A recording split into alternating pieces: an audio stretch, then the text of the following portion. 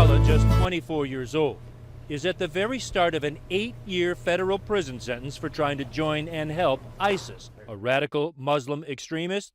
Hardly. He's as American as you and me, and he got into this mess because he fell in love. How did this happen? Where do you want me to start exactly? His friends know him as Mo, born and raised in Mississippi. Muslim and non-Muslim friends, hit and miss with the ladies, until at Mississippi State University, in his senior year, he met and fell head over heels for a Mississippi State cheerleader named Jalen Young.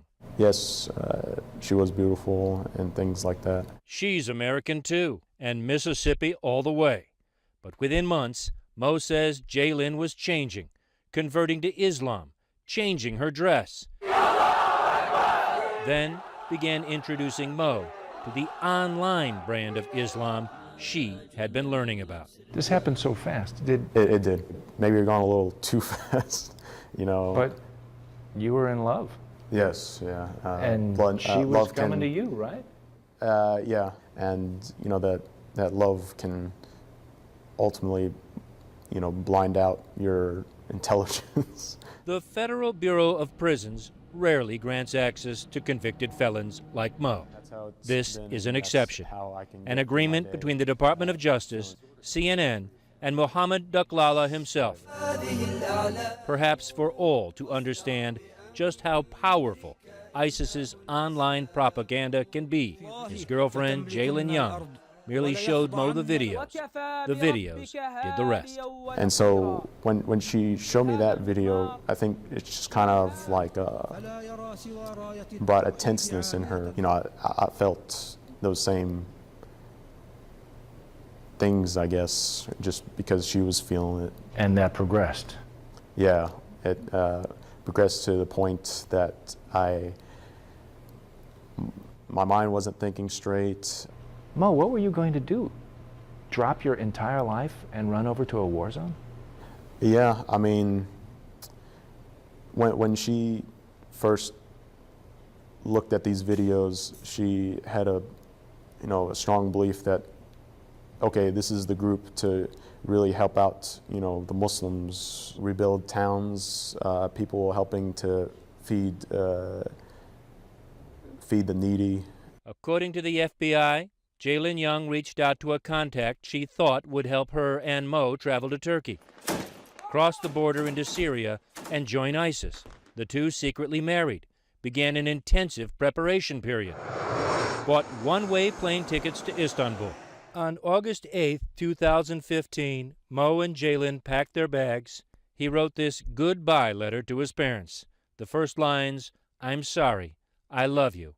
I've decided to leave, and I won't be coming back." They got as far as the boarding gate. The moment they arrested you? Oh, my heart sank. I felt like my whole body shut down. It turns out the online ISIS recruiter who had been helping make arrangements for the couple was in fact an FBI employee. This past summer, they both pleaded guilty. My brother does. Mo given an 8-year sentence, citing his cooperation with authorities. Jalen Young, the mastermind, was sentenced to 12 years. She's refused to speak to CNN. You haven't said her name once. Oh, yeah. You haven't? No, I have not. He also finds it difficult to speak about the other woman in his life, the woman he wrote this final goodbye to. Mo Duklala's mother was suffering from cancer at his arrest. She died earlier this year. And that's probably, or is, one of the biggest regrets that I have in my life.